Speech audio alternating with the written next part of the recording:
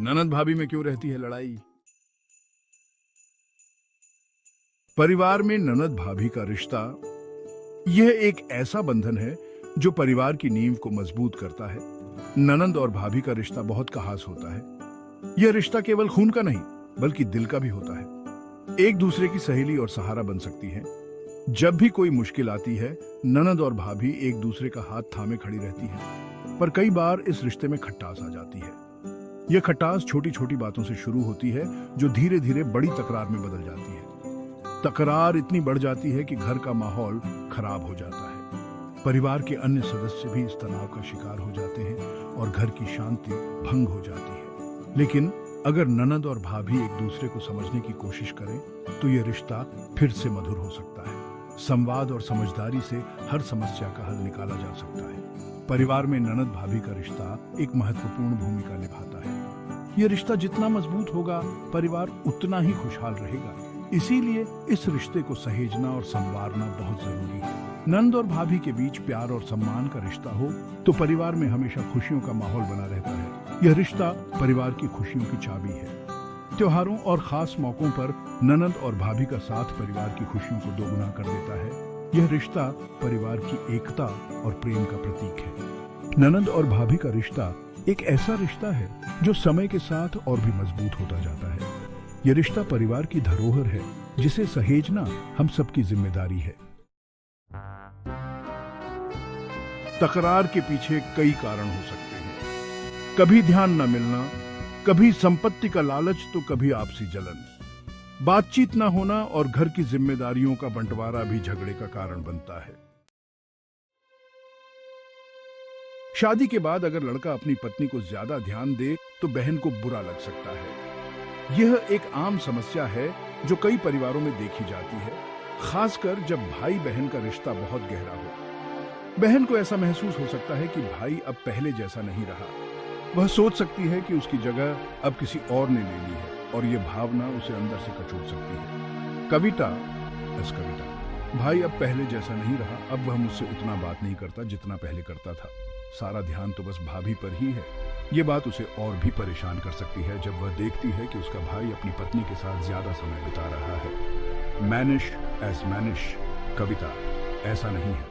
तुम मेरी बहन हो और हमेशा रहोगी। तुम भी मेरे लिए उतनी ही खास हो। ये समझना जरूरी है कि शादी के बाद जीवन में कुछ बदलाव आते हैं, लेकिन इसका मतलब यह नहीं है कि पुराने रिश्ते खत्म हो जाते हैं। इस तरह ध्यान का अभाव भी ननद भाभी के रिश्ते में तकरार का कारण बन सकता है। यह तकरार कभी कभी इतनी बढ़ जाती है कि परिवार में तनाव और असहमति का माहौल बन जाता है। परिवार के अन्य सदस्य भी इस तनाव को महसूस करते हैं और यह पूरे परिवार के माहौल को प्रभावित कर सकता है। इसलिए यह महत्वपूर्ण है कि परिवार के सभी सदस्य एक दूसरे के साथ खुलकर बात करें और अपनी भावनाओं को साझा करें। भाई बहन का रिश्ता बहुत खास होता है और इसे बनाए रखने के लिए दोनों को एक दूसरे की भावनाओं का सम्मान करना चाहिए। पति पत्नी को भी यह समझना चाहिए कि उनके रिश्ते के साथ साथ अन्य रिश्तों का भी महत्व है। परिवार के सभी सदस्यों को एक दूसरे के साथ समय बिताना चाहिए और एक दूसरे की भावनाओं को समझने की कोशिश करनी चाहिए। इस तरह ध्यान का अभाव और गलतफहमियों को दूर किया जा सकता है और परिवार में खुशहाली और सामंजस्य बना रह सकता है। अंत में यह याद रखना महत्वपूर्ण है कि परिवार का हर सदस्य महत्वपूर्ण है और सभी को एक दूसरे के साथ प्यार और सम्मान से पेश आना चाहिए। इस तरह ध्यान का अभाव और गलतफहमियों को दूर किया जा सकता है और परिवार में खुशहाली और सामंजस्य बना रह सकता है। संपत्ति का विवाद एक ऐसा मुद्दा जो परिवारों को तोड़ सकता है। यह एक ऐसा विषय है जो न केवल आर्थिक बल्कि भावनात्मक स्तर पर भी परिवारों को प्रभावित करता है। जब संपत्ति का बंटवारा होता है तो अक्सर परिवार के सदस्यों के बीच मतभेद और विवाद उत्पन्न हो जाते हैं। संगीता एज संगीता, अगर संयुक्त परिवार है तो संपत्ति का बंटवारा भी झगड़े का कारण बन सकता है।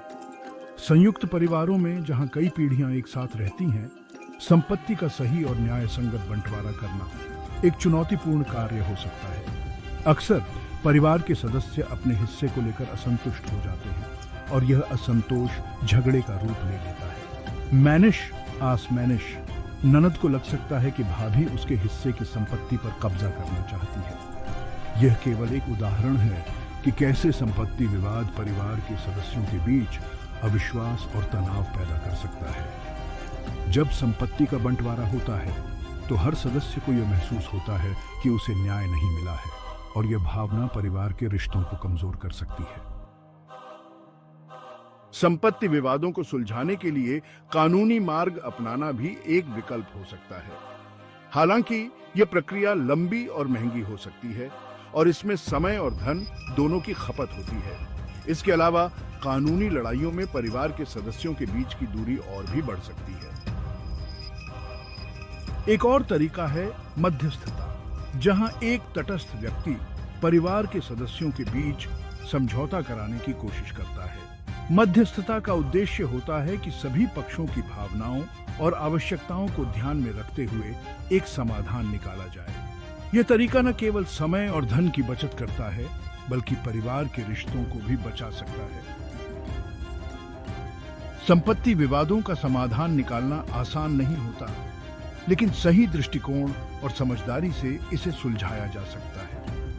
परिवार के सदस्यों को चाहिए कि वे एक दूसरे की भावनाओं का सम्मान करें और मिलजुल कर समाधान निकालने की कोशिश करें। इससे न केवल संपत्ति का सही बंटवारा हो सकेगा, बल्कि परिवार के रिश्ते भी मजबूत बने रहेंगे। ईर्ष्या एक ऐसी भावना जो रिश्तों में दरार पैदा कर सकती है। कविता एज कविता। कई बार ननद को भाभी से जलन होने लगती है। भाभी अगर ज्यादा सुंदर, पढ़ी लिखी या अमीर हो तो यह भावना और बढ़ सकती है। बातचीत की कमी कई समस्याओं की जड़ होती है। कविता एज कविता। कई बार छोटी छोटी बातें बात न करने पर बड़ा रूप ले लेती हैं। संगीता एज संगीता। ननद और भाभी को एक दूसरे से खुलकर बात करनी चाहिए। घर की जिम्मेदारियों का बंटवारा भी सही होना चाहिए। अगर एक व्यक्ति पर ज्यादा बोझ होगा तो वो चिड़चिड़ा हो सकता है। हाँ, सही कहा। सबको मिलजुल कर काम करना चाहिए, तभी सब खुश रहेंगे। झगड़े का हल आपसी समझ और प्यार से ही संभव है। ननद और भाभी दोनों को एक दूसरे की भावनाओं को समझना होगा।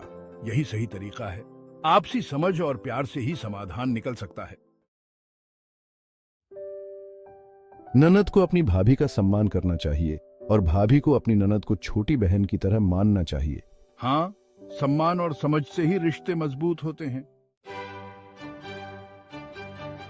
यदि सभी लोग मिलकर एक दूसरे का साथ दें तो परिवार में खुशहाली आ सकती है। तकरार से दूर रहकर प्रेम और सद्भावना से रहना चाहिए।